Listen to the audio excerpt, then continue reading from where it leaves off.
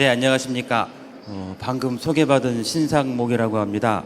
제가 부산을 자주 오지는 않는데 올 때마다 나날이 발전하는 그런 모습도 있고 또 이 항구 도시 특유의 그런 낭만과 정치가 있는 것 같아서 제가 나중에 성공하면은 제 가게의 분점을 꼭 부산에 한번 내고 싶다라고 하는 그런 열망을 오늘도 다시 한번 갖게 됐습니다. 오늘 제가 여러분께 말씀드릴 내용은요, 선택에 관한 내용입니다. 그 여담부터 잠깐 시작하겠습니다. 제가 오늘 이 자리에 설 때 좀 집에서 고민을 하나 했습니다. 어떠한 복장으로 여러분들 앞에 서면 좋을까?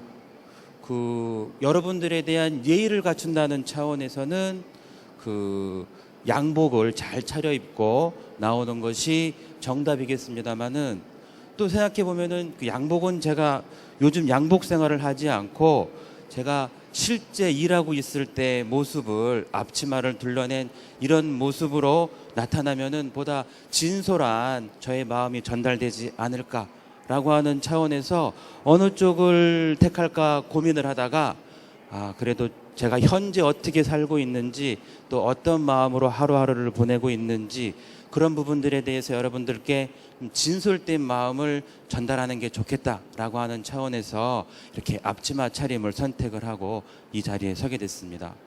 이렇게 우리는 매일매일 살아가면서 크고 작은 선택의 순간에 직면하게 됩니다. 그 인생은 선택의 연속이라고 해도 과언이 아닌데요.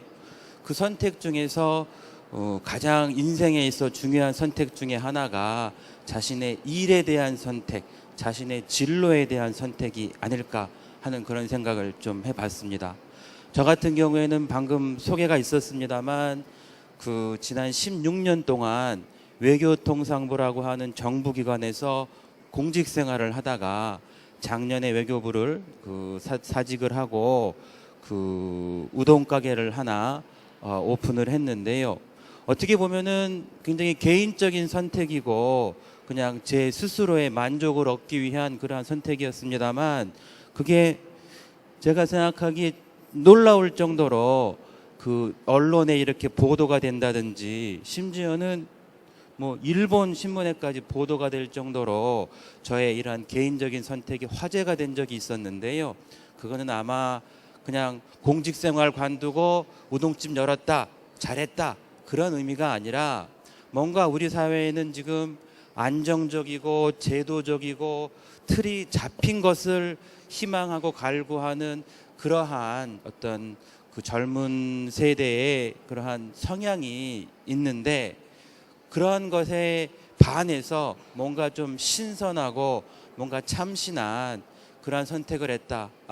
그게 보니까 나름대로 우리 사회에 전달하는 메시지가 있을 것 같다라고 하는 차원에서 저렇게 화제가 된 게 아닌가 싶습니다.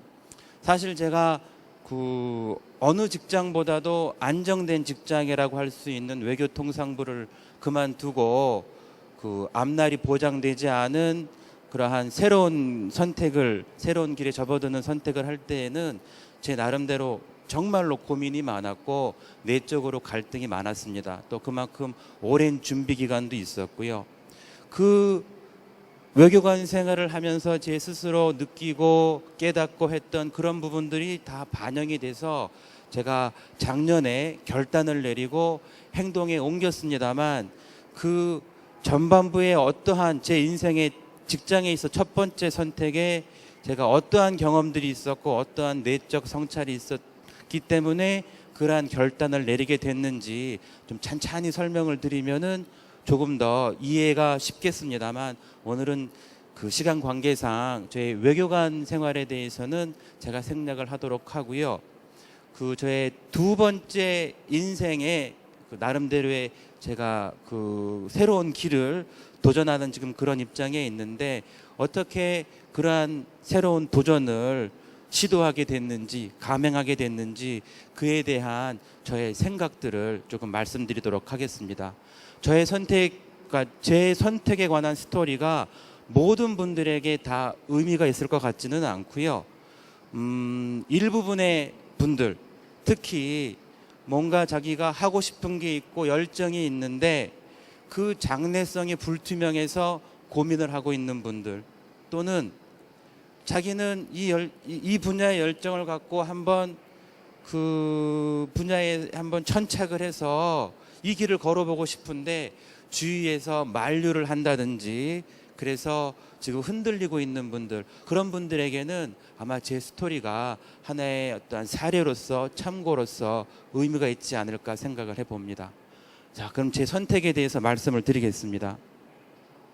선택에 대해서 헨리 키신저, 굉장히 저명한 국제정치학자이지요. 저 사람은 이렇게 말을 했다고 합니다. 뭔가를 이루기 위한 선택에는 확신과 용기가 필요하다. 확신은 자신이 옳다고 생각하는 것을 믿는 굳은 마음이고, 용기는 확신을 행동으로 옮기는 담대한 마음입니다. 저는 이 헨리 키신저의 이 선택에 대한 정의에 굉장히 공감을 합니다. 가만히 돌이켜 보면은 제가 선택을 하기까지 여러 가지 마음들이 제 마음속에 있었는데요. 그러한 생각 중에는 확신에 해당하는 부분이 있고 용기에 해당하는 부분이 있다고 저도 생각을 합니다. 그래서 오늘은 제가 확신과 용기라고 하는 두 가지 관점에서 어떠한 뭔가를 이루기 위한 선택을 해야 되는데 머뭇거리게 되고 주저하게 되고 그러한 상황에 처했을 때 어떻게 하면은 자기가 좀 더 편안한 마음으로 선택을 할 수 있을까, 그 저의 사례로서 말씀을 좀 드리겠습니다. 먼저 확신에 대한 건데요. 확신은 저는 크게 세 가지의 키워드가 제 마음속에 있었습니다. 첫 번째는 부록입니다. 그 부록은 나이 40살이 다다르면은 그 나이를 부록이라고 하는데요. 이 나이 40살에 대해서 구본용 선생님은 이렇게 말을 한 적이 있습니다. 40살은 오래 끓어 걸쭉해지기 시작한 매운탕이다. 바야흐로 인생의 뼛속 진국이 우러나오는 시기다. 과연 그렇다고 생각합니다. 지금 저보다 연배가 젊으신 20대 초반이라든지 그런 분들은 잘 와닿지 않을 수도 있겠습니다만, 저도 나이가 40이 돼 보니까 깨닫는 그러한 어떤 저만의 각성이 있었습니다. 그게 부록의 의미에 대한 건데요. 부록이라고 하면은 의혹이 없다, 미혹되지 않는다라는 것인데, 저는 그 전까지는 피상적으로만 부록에 대해 생각을 했지, 과연 뭐에 대한 의혹이 없다는 것인지, 뭐에 미혹되지 않는다는 것인지 그걸 잘 몰랐어요. 그런데 나이 40이 되니까 알겠더라고요. 그거는 제 자신에게 미혹되지 않는다는 것이고 제 자신에 대한 의혹이 없다는 것이었습니다. 즉, 제 자신이 누구인지, 내가 어떤 사람인지 스스로 가식 없이, 가감 없이 자기 자신의 내면과 진솔한 대화를 할 수 있는 시기가 저는 40살이 아닌가 그렇게 생각을 했습니다. 제가 이렇게 말씀을 드리는 이유는, 제가 외교통상부에 외교부에 입부를 할 때 외무고시라고 하는 시험을 보고 입부를 했는데요. 그때 그 첫 번째 선택을 할 때 제가 돌이켜 보면은 제 마음속에, 내면에 어떤 치열한 고민이 없었습니다. 그냥 외무고시를 붙으면은 사람들이 나를 잘났다고, 잘 나간다고 인정해 주겠지, 내가 외무고시를 붙으면은 우리 부모님이 과거에 급제했다고 기뻐해 주시겠지 등등, 저에게 가장 중요한 선택의 순간이었는데, 그 선택의 중심에 제 알맹이가 있는 게 아니라 남들의 시선이라고 하는 껍데기가 제 판단의 중심에 있었던 겁니다. 외교부 생활을 하면서 결코 나쁘지 않았고요. 정말 긍지와 보람을 느낄 수 있는 좋은 직장이었는데, 저는 외교부에 있으면서 채워지지 않는 마음의 어떤 빈 구석 같은 것을 느꼈고, 나이가 40에 다다르면서 내가 이런 사람이기 때문에 이 빈자리를 채우기 위해서는 내가 진정으로 필요한 것은 이런 것이구나 라고 하는 확신을 갖게 됐습니다. 두 번째 측면은 상식입니다. 상식에 대해서 와인슈타인 박사는요, 상식이란 당신이 18살까지 축적한 편견의 집합체에 불과하다, 이런 식의 말을 했다고 합니다. 그냥 상식의 모든 측면을 말한 것이 아니라, 우리가 상식이라고 하면서 스스로 빠지는 그러한 고정관념의 함정, 대해서 말씀하시고자 했던 거라고 생각을 합니다. 과연 잘 생각을 해보면은 우리가 세상을 살아가면서 상식이라고 하는 것에 기대서 너무 안이하게, 너무 당연하게 생각하고 놓치고 흘려버리고 건전한 의문을 갖지 못한 채 그냥 주어진 대로 받아들이는 것들이 많더라고요. 단적인 예로 제가 외교관을 그만두고 제 우동집을 차렸다고 했을 때 한국의 대다수의 분들은 만류를 하고 놀라시고 저를 뭐 꾸짖기도 하시고 왜 그런 바보 같은 선택을 했느냐라는 반응이었는데, 서양권에 있는 제 친구들은 제가 연락을 했더니 다들 congratulation, 축하한다 라고 하는 그런 반응이었습니다. 한국에서는 관에 남아 있으면서 안정된 생활을 하는 것이 당연하고 상식인지는 모르지만 서양 서구권에 있는 그 사람들에게는 그런 조직에 남아 있지 않고 자신의 자아 실현을 위해서 자신의 모든 것을 걸고 자신의 기업을 한다는 것은 공직에 그냥 남아 있는 것보다도 더 가치 있고 더 용감한 그러한 행동으로 일반적으로 그러한 인식이 받아들여지는 것이 그네들의 상식입니다. 이처럼 상식은 때에 따라 다르고 시대에 따라 다르고 장소에 따라 다 다릅니다. 상식이란 것은 논리 필연적으로 수적인 개념을 내포하고 있습니다. 커먼 센스이기 때문에 다수가, 보다 많은 사람들이 그렇게 생각하는 것이 상식인데, 많은 사람들이 그렇게 생각한다 그래서 그것이 결코 진리가 아닙니다. 더 많은 사람들이 그것이 맞다고 한다고 해서 그것이 절대 정답이 아닙니다. 저는 세상을 살면서 상식과 고정관념에 얽매이지 않는 그런 삶을 살고 싶다. 그 삶이 내가 스스로 납득할 수 있는 그러한 판단을 하고 그러한 선택을 하는 삶을 살고 싶다라고 하는 것이 제 머릿속에 강렬한 확신으로 자리를 잡았습니다. 그래서 저는 그러니까 일상 언어 생활에서 가급적이면은 원래 당연히 그런 말을 안 하려고 합니다. 아예 안 할 수는 없지만 의식적으로 노력을 하려고 합니다.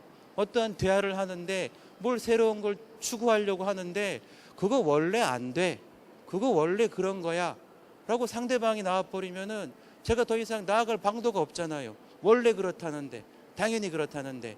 근데 세상에는 원래 그런 것, 당연히 그런 것은 없습니다. 그 이면에는 다들 그만한 이유가 있고 사유가 있고, 그것을 잘 생각해 보면은 그렇지 않게 생각할 수 있고 그렇지 않게 생각해야 될 부분이 분명히 있다고 저는 확신을 갖게 됐습니다. 다음으로는 확신의 세 번째 키워드는 열정입니다. 프로이드의 리비도, 베르그송의 생명의 약동, 오스틴 파워의 모조, 슌페터의 창조적 파괴. 다 저는 이런 말을 들을 때마다 내용은 다릅니다만 제가 느끼는 거는 에너지입니다. 살아있다는 에너지. 내가 이 땅에 숨을 쉬면서 유기체로서 호흡을 하고 내가 이 땅에 지금 내 DNA를 갖고 존재하고 있다는 이 생체 에너지를, 이런 말들을 들을 때마다 제가 느낍니다. 저는 가급적이면은 제가 이 땅에 발을 디디고 숨을 쉬면서 호흡을 하며 살아있는 동안에는 생기를 느끼며 살고 싶습니다. 제 몸속에 있는 바이탈 에너지를 제가 극대화해서 그 잠재력을 실현을 하고, 뭔가 제가 이 세상에 태어났을 때에는 이 DNA를 부여받아서 태어났을 때에는 제가 실현했으면 하는 뭔가의 뜻이 있을 텐데, 저는 그 잠재력을 제가 정말로 열심히 해서 매일매일 하루하루 그저 주어진 삶을 사는 게 아니라 내가 뭔가를 이루고 꿈꾸던 것을 실현하고 내 머릿속에 있는 것들 현실로 만들고 하는 그런 삶을 살고 싶다라고 하는 확신을 제 마음속에 갖게 됐습니다. 이러한 확신이 있다 그래서 모든 사람들이 다 결단을 할 수 있는 것은 아닙니다. 아까 말씀드린 대로 이러한 확신을 현실로 만들고 행동으로 옮기기 위해서는 용기라고 하는 그러한 또 다른 측면의 그 마인드가 필요를 합니다. 이제부터는 제가 용기에 대해서 좀 말씀을 드리고자 하는데요. 생각을 해보면은 이러한 확신을 갖고 계신 분들은 많을 겁니다. 나 이런 거 하고 싶어. 나 정말 이게 나한테 맞는 것 같아. 근데 그러면서도 주저주저하고 머뭇머뭇하고 앞으로 나아가지 못하는 그런 분들이 대다수일 텐데요. 그런 분들이 왜 그러냐? 제 생각에는 이거는 시간 관계상 생각을 하겠습니다. 그 사람들이 머뭇머뭇거리고 나가지 못하는 그러한 그 이유는요, 역시 미래가 불확실하기 때문에 그런 것 같습니다. 미래가 불확실하기 때문에 답이 있는 것이 아니기 때문에 내가 이 선택을 했다가 잘못되면 어떡하지? 그나마 내가 지금 갖고 있는 것이라도 다 잃으면 어떡하지? 하는 그러한 두려움이 있기 때문에, 공포가 있기 때문에 선뜻 그 확신을, 용기를 내서 행동으로 옮기지 못하는 것일 텐데요. 저는 이 용기에 대해서 이렇게 생각을 합니다.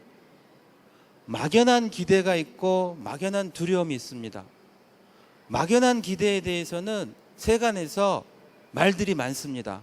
그 막연한 기대를 갖고 뭘 하면 안 돼 등등의 이를 막연한 기대를 경계하고 경각심을 가져야 된다는 그런 그 충고들이 많습니다. 그런데 막연한 기대는 뭔가를 하려고 하는 선택에 대한 경계입니다. 근데 반면에 막연한 두려움도 사실은 리스크거든요. 저게 막연한 두려움에 대해서는 근데 그렇게 말들이 많은 것 같지 않아요. 막연한 두려움은 뭔가를 하지 않는 선택에 대한 경계입니다. 저는 이 불균형이 분명히 있다고 생각을 하고요. 저는 뭔가를 하지 않는 선택의 리스크에 대해서도 어떠한 꿈이 있고 열정이 있다 그러면은 잘 생각을 해볼 필요가 있다고 생각을 합니다. 아까 말씀드린 대로 사람들이 주저주저하고 머뭇머뭇할 때에는 그러한 두려움이 있기 때문인데, 제가 예를 하나 들겠습니다. 저는 강의 이쪽에 있습니다. 근데 제가 바라고 원하는 것은 강의 저쪽에 있어요. 제가 이 강을 건너야지만 저쪽에 제가 바라고 원하는 것을 성취할 수 있는데, 눈앞에 이 강이라고 하는 장애물이 있어요. 현실이 있는 겁니다. 미래의 불확실성이 있는 겁니다. 근데 강물이 막 출렁출렁대고 막 검푸른 물살이 막 일렁일렁 하는 게 너무너무 무서워요. 거기에는 저 강을 건너려다가 실패를 해서 익사를 해서 빠져 죽은 시체가 막 떠내려오는 모습도 보이고 분명히 두렵고 무섭습니다. 그러니 많은 사람들이 내가 이 땅에 있으면, 강의 이쪽에 있으면 최소한 물에 빠져서 익사하지는 않잖아. 내가 여기서 그냥 숨이라도 쉬면서 살곤 있잖아 라고 스스로 안주하고 스스로 한계를 짓는 그러한 선택을 하는 경우가 많습니다. 그런데 진정으로 저 강을 건너고 싶다 그러면은 저는 강을 건널 수 있는 마음의 발상의 전환이 있다고 생각을 합니다. 저 강을 분명히 건널 수 있습니다. 어떻게 하면 건널 수 있냐면요, 강을 잘 공부를 하고 연구를 하면 됩니다. 저 강이 언제 수량이 제일 줄어드는지, 언제 물살이 가장 잔잔해지는지 그 대상을 공부를 하고, 그 다음에는 저 강을 건널 수 있는 자기의 몸 상태를 만들면 됩니다. 지상에 있을 때 열심히 시뮬레이션을 해서 수영 기법을 연마를 하고 체력을 기르고 저 강을 건넜던 사람들의 이야기를 참고를 삼아서 자기도 그 강을 건널 수 있다는 자기 확신을 계속 스스로 갖기 위해서 마음가짐을 단련을 하고, 그러다 보면은 어느 순간 강이 가장 잠잠해지고 수량이 줄어들고 날씨도 좋고 자기 몸 상태도 자기도 모르게 자신이 붙어서 건널 수 있을 것 같다라고 하는 확신이 생기는 그런 순간이 옵니다. 그 순간에 강을 건넌다면은 건널 수 있고요. 사실 그렇게 해서 건넌 사람들이 많습니다. 그런데 단지 많은 분들이 그 스스로 준비하고 노력하고 하는 그 단계까지 가지 못하고 그냥 일렁이는 그 물들을 보고 겁이 나서, 즉 막연한 두려움이죠. 건너지 못하면 어떡하지? 나 빠져 죽는데 하는 이 막연한 두려움에 발목이 잡혀서 제자리에 머물러 있는 게 아닌가 하는 그런 생각을 해봤습니다. 저는 이 막연한 두려움을 극복하는 것이 중요하다고 생각을 하고요. 그냥 희망적으로 생각하라는 얘기가 아니라 자기가 정말로 절실하게 절박하게 준비하고 노력하면은 그 자신의 꿈을 이룰 수 있는 그 길은 분명히 있다는 게 저의 생각입니다. 그러면은 어떻게 하면은 제가 조금 더 이러한 용기를 낼 수 있을지 제가 몇 가지 기법에 대해서 말씀을 드리도록 하겠습니다. 제가 굳이 자기 최면술이라고 한 이유는 아까 말씀드린 대로 미래는 불확실하기 때문에 아무도 모릅니다. 답이 없습니다. 그렇기 때문에 계속적으로 자기에게 자기 긍정, 자기 성공의 최면을 걸 수밖에 없습니다. 그 자기 최면에 대해서 제가 몇 가지 제가 한 수법을, 기법을 말씀드리겠는데요. 첫 번째, 걱정이 아니라 고민을 해라입니다. 걱정은 자기가 해야 될 일을 알고 있는데 하지 않을 때 드는 불안한 마음이 걱정입니다. 저의 정의입니다. 고민은 자기가 해야 될 일을 알고 있을 때 그 일을 어떻게 하면은 더 잘할 수 있을까를 또렷하게 생각하는 그러한 집중력이 있는 마음입니다. 걱정이 아니라 고민을 하십시오. 그러면은 절대로 마음이 불안하거나 그런 게 없고요. 열심히 하는 과정에서는 비록 앞날이 불안하다 할지라도 자신의 마음 속에는 평온한 마음이 생깁니다. 오랫동안 꾸준히 한 길을 갈 수 있는 그러한 마음의 평온이 생깁니다. 두 번째는 내가 힘들면 남도 힘들더라는 겁니다. 제가 고시 준비를 할 때 1차를 그러니까 1차를 붙고 2차를 2번 떨어지고 그 다음에 1, 2차를 동시에 붙어서 합격을 했는데요. 2차를 두 번째 떨어졌을 때 제가 그 전에 아까 말씀드린 고민을 해야 되는데 걱정을 해서 공부를 제대로 하지를 못해서 제가 아깝게 떨어진 그런 상황이 있었습니다. 제가 한 5개월 동안 정말로 허송세월을 보내고 공부를 해야 된다고 하는 압박감만 있지 제가 그것을 집중력 있게 하지 못한 그런 시기들이 있었는데요. 뭐 시험을 봤더니 뭐 당연히 떨어졌습니다. 뭐 떨어질 줄 알고 있었고요. 근데 그 발표가 있고 난 다음에 제가 그 점수를 확인해 봤는데 제가 충격을 받았습니다. 제가 62점을 받았는데 커트라인이 62.5점이더라고요. 제가 집중력을 잃지 않고 끝까지 제가 집념을 갖고 했으면은 0.5점 더 내서 붙었을 수 있었을 텐데 제가 그 마지막에 그 집중력을 갖지 못해서 제가 떨어진 겁니다. 근데 제가 그 이후에 더 충격을 받았는데요. 왜 충격을 받았냐면은 62점부터 62.5점 사이에 수험생의 반이 몰려 있었습니다. 제가 아깝게 떨어진 게 아니라 대부분의 수험생들이 그 점수대에 다 몰려 있었던 거예요. 그 얘기는 내가 힘들면 남도 힘든 겁니다. 절대 자기만 힘들다고 생각하지 마십시오. 그 마지막 순간에 너도 힘들고 나도 힘든 그 절체절명의 순간에 집중력을 잃지 않고 자신의 굳은 의지로 그 순간을 이겨낸 사람이 결국은 그 성공의 그 합격의 좁은 문 안에 들어설 수 있었던 겁니다. 여러분들이 무엇을 하시던 간에 지금 내가 굉장히 힘들어, 난 재능이 없나 봐, 나는 실력이 없나 봐, 난 소질이 없나 봐 라고 하시면서 쉽게 포기하거나 좌절하시면 절대 안 됩니다. 지금 여러분들과 같이 같은 길을 걷고자 경쟁하고 있고 주위에 있는 사람들도 여러분들과 지금 똑같은 그러한 힘든 그러한 시간 속에 그 집중력을 잃느냐 잃지 않느냐 하는 그런 싸움을 갖고 지금 하고 있는 셈입니다. 제가 몇 가지 더 말씀드릴 부분들이 있는데 제가 그 시간 관계상 생략을 하도록 하고요.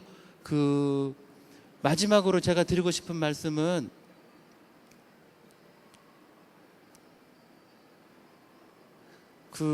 저희 일전에 제가 지금 운영하고 있는 가게에 저희 모시던 장관님께서 오셔서 저런 문구를 남겨주시고 가셨습니다. Do what you like what you do. 네가 좋아하는 일을 하고 그리고 네가 하고 있는 일을 좋아해라. 저 두 가지가 조화롭게 균형을 갖출 수 있다면은 저는 그 사람의 인생은 정말로 행복한 인생이라고 생각을 합니다.